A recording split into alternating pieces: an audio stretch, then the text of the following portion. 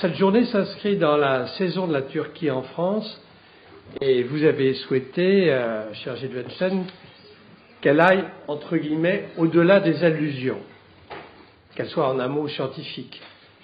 Quelle est précisément l'histoire linéaire ou plutôt sinueuse des relations de la France et de la Turquie?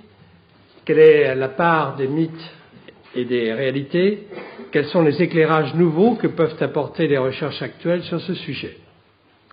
Alors, il me semble que, juste pour débuter, le Collège de France est un excellent lieu pour accueillir ces journées, dans la mesure où il a joué un rôle historique dans l'enseignement des trois principales langues de l'islam, l'arabe, le turc et le persan. Peu après sa création en 1530, à une époque de l'apogée de l'Empire ottoman et du spectaculaire rapprochement diplomatique et militaire entre la France et l'Empire ottoman, le Collège royal à l'époque a joué donc un rôle essentiel. C'est qu'en effet la France commence à s'intéresser en ce début du XVIe siècle aux langues orientales pour des raisons politiques et religieuses, l'arabe n'étant enseigné à l'époque que dans certaines universités d'Espagne et d'Italie. Et c'est ainsi que François Ier attire un dominicain, Agostino Giustiniani, qui avait fait imprimer à Gênes en 1516 un psautier polyglotte, hébreu, grec, arabe, syriaque et latin. Mais en fait, si nous savons qu'il a enseigné effectivement l'hébreu, rien ne nous dit qu'il a enseigné l'arabe à Paris. Et de fait, l'hébraïsant de Louvain, Nicolas Clénard, qui était déçu de ne pas trouver à Paris un enseignement arabe, qu'il était venu y chercher, quitta la France pour l'Espagne. Or, c'est à cette époque que Guillaume Postel, un jeune autodidacte ayant appris le grec et l'hébreu, entreprend l'étude de l'arabe.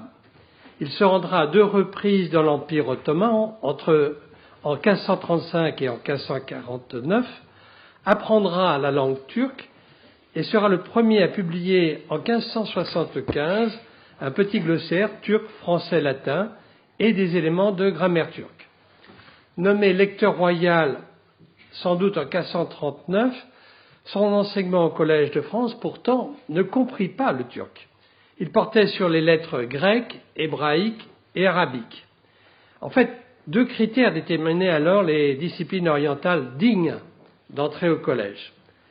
Permettre l'accès aux œuvres antiques et, par ailleurs, permettre une meilleure connaissance des saintes écritures et favoriser leur diffusion.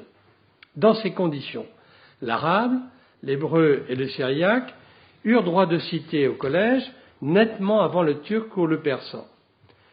Comme toutefois les trois principales langues de l'arabe formaient un tout entrant dans le bagage de tous ceux ayant affaire avec le monde musulman, certains des arabisants du collège, dès cette époque, et cela restera vrai plus tard, sont connus par ailleurs pour leurs travaux dans le domaine turc.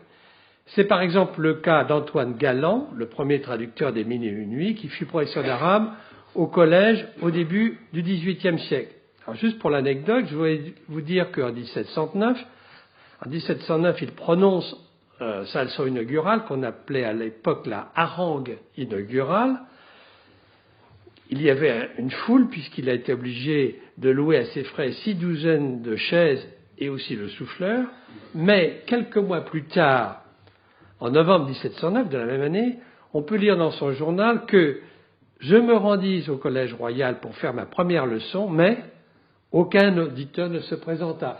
Ce qui veut dire que vous êtes beaucoup plus nombreux qu'à l'époque pour vous intéresser aux cours et aux séminaires et colloques du collège. Et c'est très bien. Dans le même temps, donc, XVIIIe siècle, la poursuite des relations diplomatiques avec l'Empire ottoman et l'intensification des relations commerciales entre les deux pays ont suscité l'institutionnalisation d'un enseignement du turc. Et ce fut l'école de ce qu'on appelle les jeunes de langue, créée par Colbert en 1669, dont la formule ne sera vraiment mise au point que sous la Régence à partir de 1721. La finalité de cette école était essentiellement pratique, même si certains de ses élèves et les interprètes, les droguements des ambassades et consulats et les secrétaires interprètes du gouvernement, qui en seront issus, eurent le goût d'approfondir des sujets linguistiques, littéraires, historiques, religieux, et ils firent donc œuvre d'orientalistes. La jonction se fit ainsi avec le Collège de France. Denis-Dominique Cardone était l'un de ces anciens droguements érudits qui avait donné plusieurs travaux savants en relation avec le turc. Il occupa en 1767 la seconde chaire d'arabe du Collège royal et en 1773, dans le cadre de la décision royale de réorganisation des chaires du Collège, dans le but d'intégrer des enseignements novateurs, sa chaire fut transformée en une chaire de persan et de turc, dite chaire de langues orientales, dont il resta le titulaire. C'est donc ici la première apparition officielle, encore modeste, du turc au collège.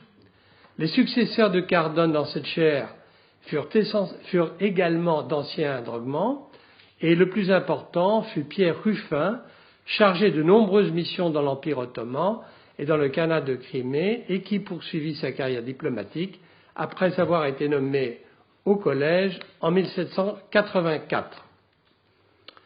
Il a laissé à des suppléants, Jean-Baptiste Péry puis Daniel Kieffer, le soin d'assurer son enseignement. C'était assez fréquent à l'époque d'avoir, en quelque sorte, un enseignement assuré par des jeunes collègues.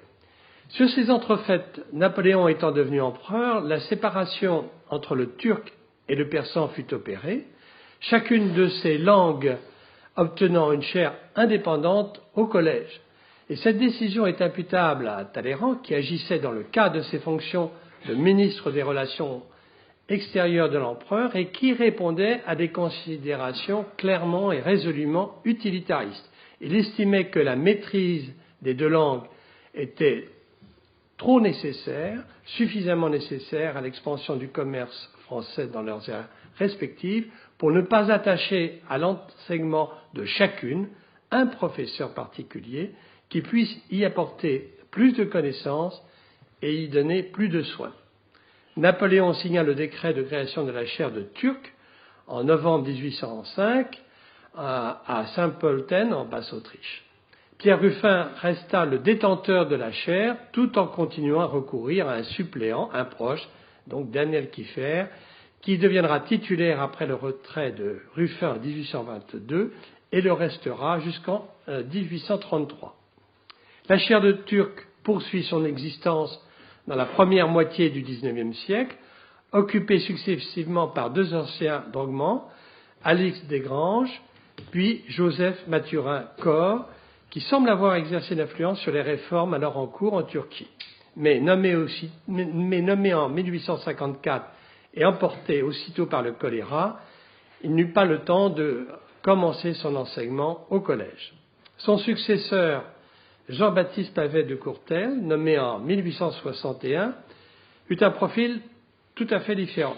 Pour la première fois, la chaire n'était pas revenue à un ancien droguement, mais à un orientaliste de cabinet, petit-fils de Sylvestre de Sacy, le pape de l'orientalisme européen de l'époque.